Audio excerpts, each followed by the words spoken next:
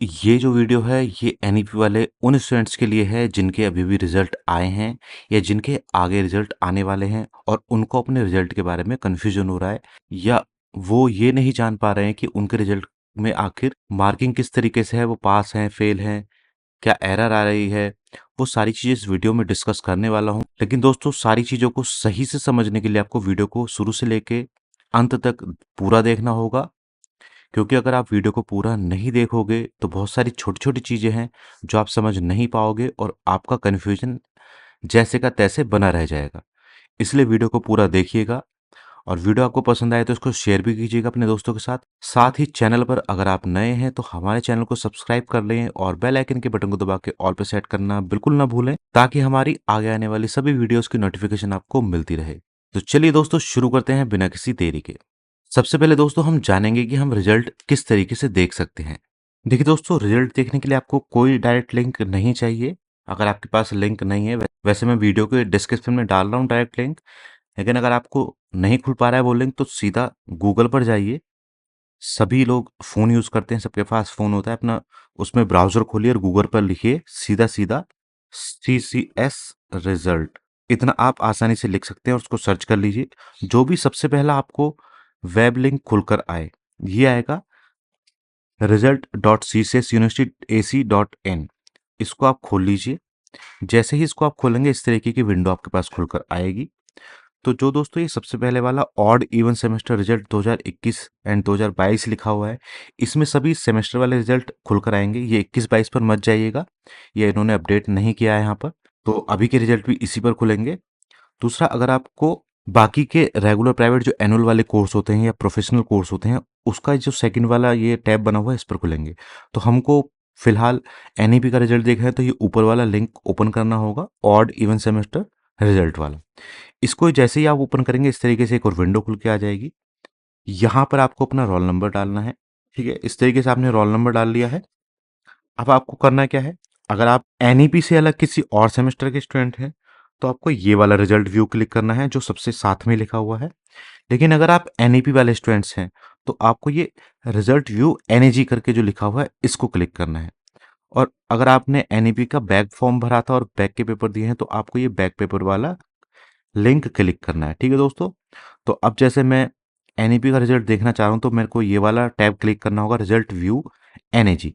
इसको जैसे ही मैं क्लिक करूंगा इस तरीके से रिजल्ट खुल के आ जाएगा। ठीक है दोस्तों, इसके बाद आपको ये नीचे यहाँ पर लिखा दिखाई देगा ग्रीन कलर में, कोर्स बीकॉम या जो भी आपका रहा होगा, और यहाँ प्रिंट मार्कशीट।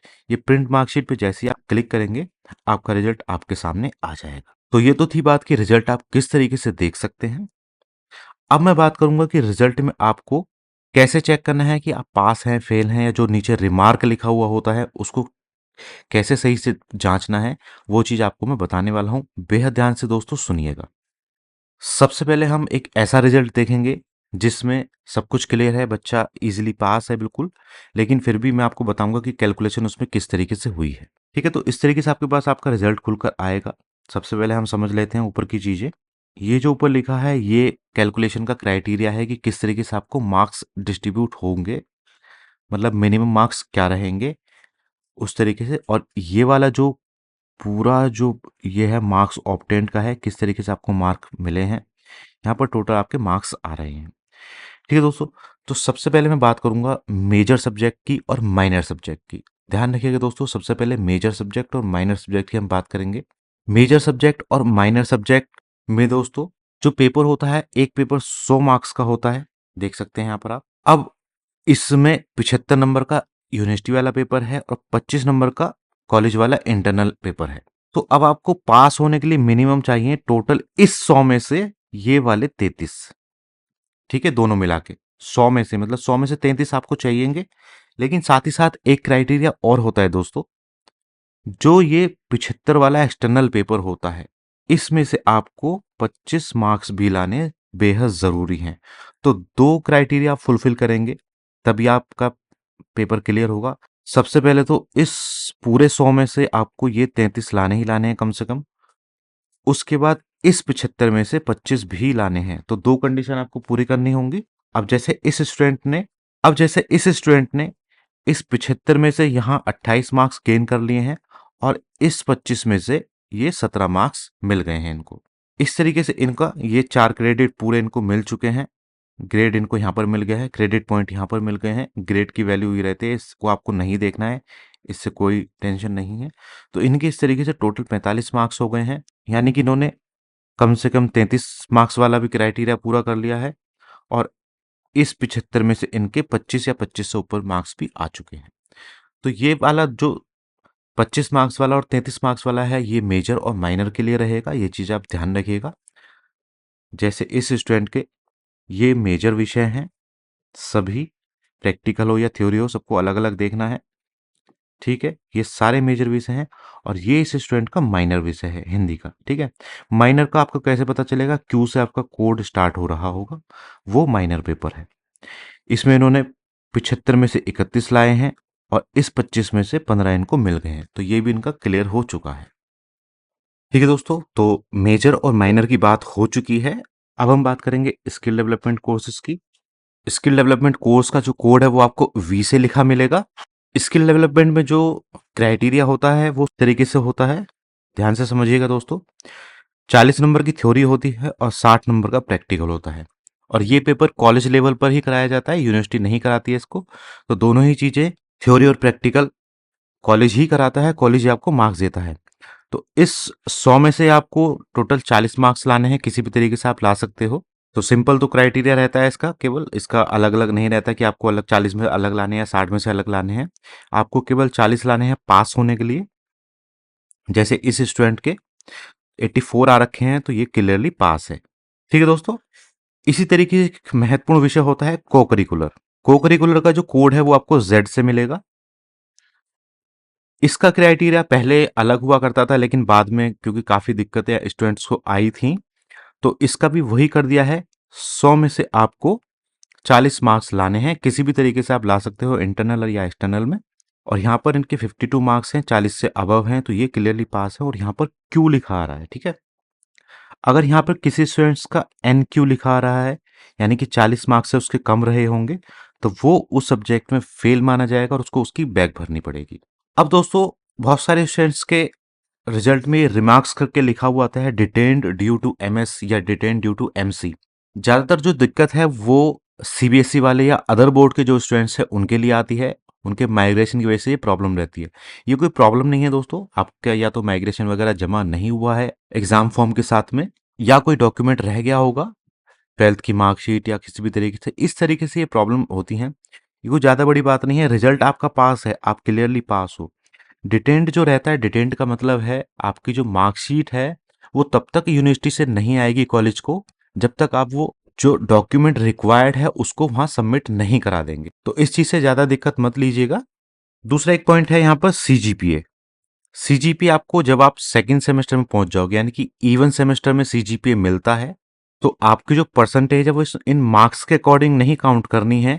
जब आप सेकंड सेमेस्टर का रिजल्ट आपका आ जाएगा, तो यहाँ पर आपको सीजीपीए लिखा दिखाई देगा।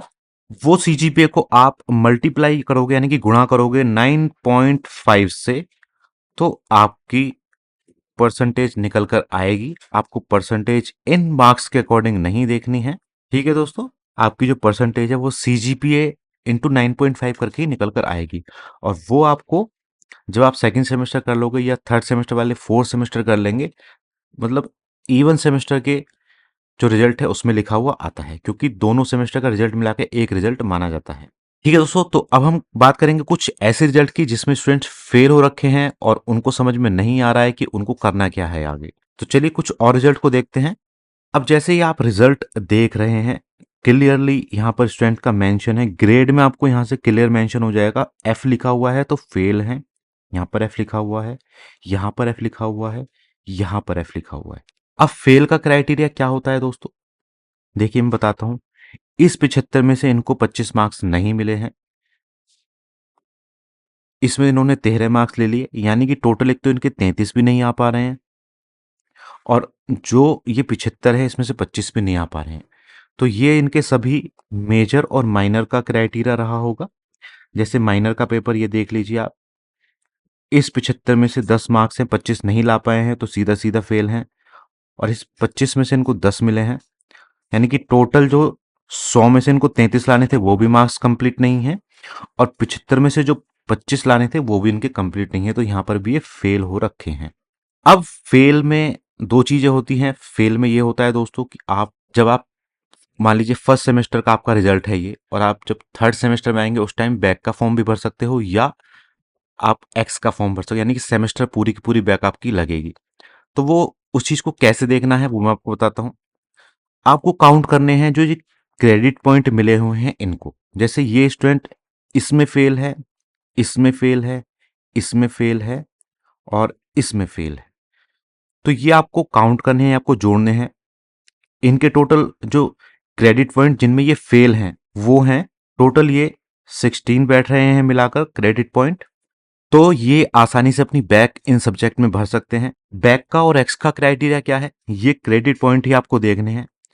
मैक्सिमम 18 क्रेडिट तक आप बैक भर सकते हो, यानी कि अगर 18 क्रेडिट में आपकी बैक है, 18 क्रेडिट्स या उससे कम के पेपर में आप फेल हो, तो आप इजीली बैक भर सकते हो। और 18 क्रेडिट से अगर आपके ऊपर में बैक है तो आपको पूरी की पूरी सेमेस्टर वो रिपीट करनी पड़ेगी। मान लीजिए ये इनके 16 बैठ रहे हैं टोटल।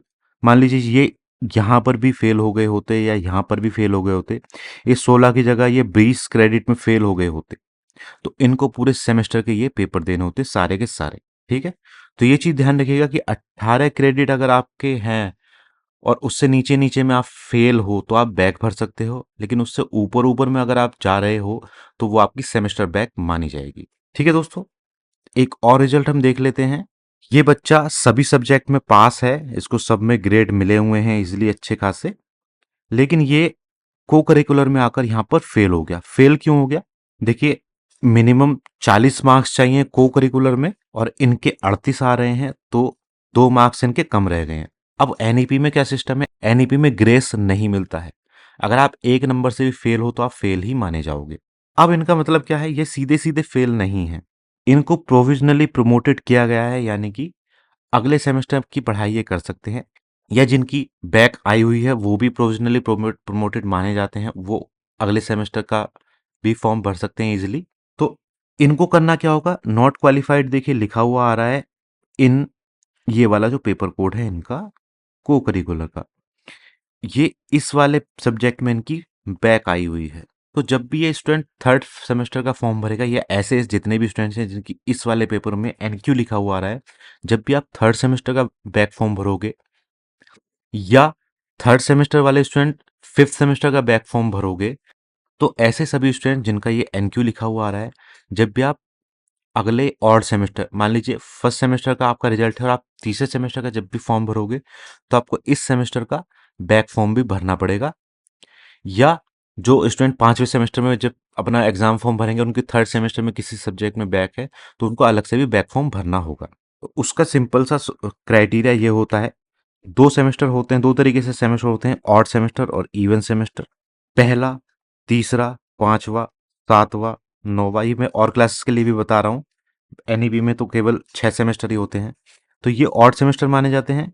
इवन सेमेस्टर हो गया दूसरा, चौथा, छठा, या आठवां, या किसी स्टूडेंट का 10 का। तो जब आप मान लीजिए आपकी फर्स्ट सेमेस्टर में बैक आ गई है, तो जब आप थर्ड सेमेस्टर में पहुंचेंगे तभी आप इस फर्स्ट सेमेस्टर का बैक फॉर्म भर पाएंगे।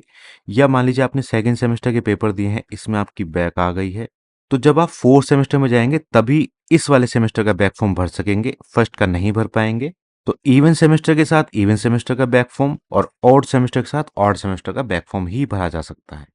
ठीक है दोस्तों, इसी तरीके से मान लीजिए आपने थर्ड सेमेस्टर का पेपर दिए थे, इसमें आपकी बैक आ गई है, तो आप फिफ्थ सेमेस्टर के साथ भर पाएंगे, लेकिन फर्स्ट सेमेस्टर का फिफ्थ सेमेस्टर के साथ नहीं भर पाएंगे, ये नियम है। तो ये चीजें मैं आगे आपको बताता रहूंगा जैसे जैसे आपकी कक्षाएं बढ़ती रहेंगी। ठीक है दोस्तों, तो आई होप ये चीजें आपको क्लियर हो गई होंगी। कोई भी कंफ्यूजन अगर आपको आपके रिजल्ट के विषय में आपको मिल रहा है तो हमारे इंस्टाग्राम पे आकर हमसे पूछिएगा। इंस्टाग्राम का लिंक आपको डिस्क्रिप्शन में मिल जाएगा, वहां पर आकर आप हमसे अपने सवाल पूछ सकते हैं। तो बस दोस्तों, आज की वीडियो में इतना ही। उम्मीद करता हूँ वीडियो आपको पसंद आई होगी। वीडियो अगर आपको पसंद आई हो तो लाइक एंड शेयर कर दीजिएगा, और चैनल पर अगर आप नए हैं तो चैनल को सब्सक्राइब कर लें और बेल आइकन के बटन को दबा के ऑल पर सेट करना बिल्कुल ना भूलें, ताकि हमारी आगे आने वाली सभी वीडियोस की नोटिफिकेशन आपको मिलती रहे। मिलते हैं दोस्तों अगली वीडियो में, तब तक के लिए बाय बाय।